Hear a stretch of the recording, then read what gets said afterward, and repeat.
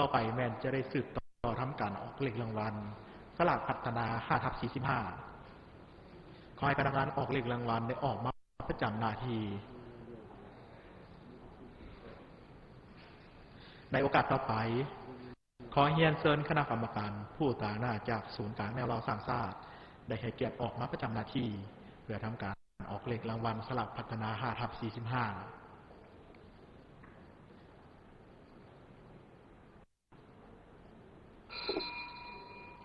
สลากพัฒนา5/45รางวัลที่1ต้องถึง5หมายเลขจะสลับอยู่ตำแหน่งใดก็ได้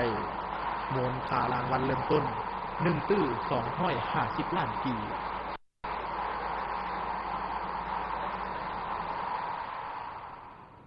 สลากพัฒนา5/45หน่วยที่1ได้แก่หมายเลข35หมายเลข35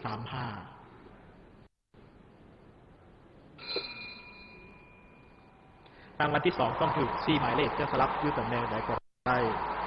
รางวัลละ4 ล้านกีบ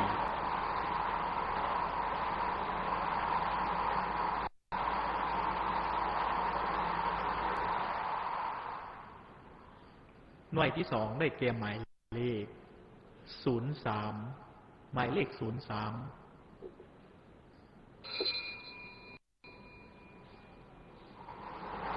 และรางวัลที่3ต้องถึงตามหมายเลขจะสลับอยู่ตำแหน่งใดก็ได้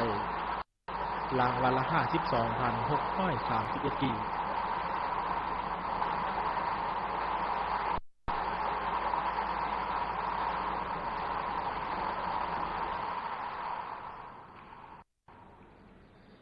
หน่วยที่3ได้แก่หมายเลข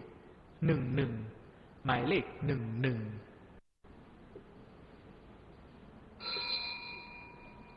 สลากพัฒนา5/45สำหรับรางวัลที่1กรณีมีเงินรางวัลสะสมแมนจะได้บอกกับรางวัลเริ่มต้น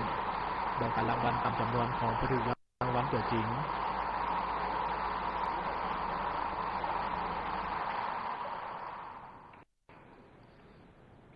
หน่วยที่4ได้แก่หมายเลข26หมายเลข26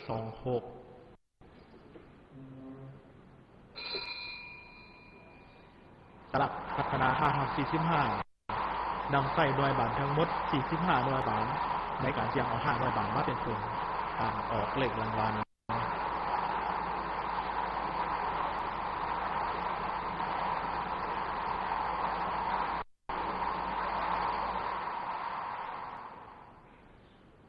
และหน่วยที่5ได้แก่หมายเลข44หมายเลข44ขอขอบใจน้ำคณะกรรมการการออกเลขรางวัลสลากพัฒนา5/45ก็ได้สำเร็จเป็นที่เรียบร้อยต่อไปแมนจะได้ทวนคืนผลการออกเลขรางวัลทั้งหมดให้ประธานได้รับทราบอีกครั้งผลการออกเลขรางวัลหวยพัฒนาประจำงวดที่84ออกข้างวันที่24เดือนกรกฎาคมปี2024รางวัลเลข6ตัวได้แก่หมายเลข914324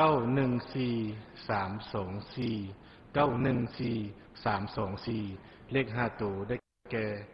14ท่านผู้ชมที่เคารพขณะนี้ท่านกำลังติดตามรับชมการถ่ายทอดสดผลการออกเลขรางวัลหวยพัฒนาประจำงวดที่84ในมื้อนี้เพื่อรวมจะทวนคืนให้ทานนั้นได้ทราบกันตื่นอีกครั้งหนึ่งกับเลขเสียง6ตัวหมายเลขที่ออกได้แก่หมาย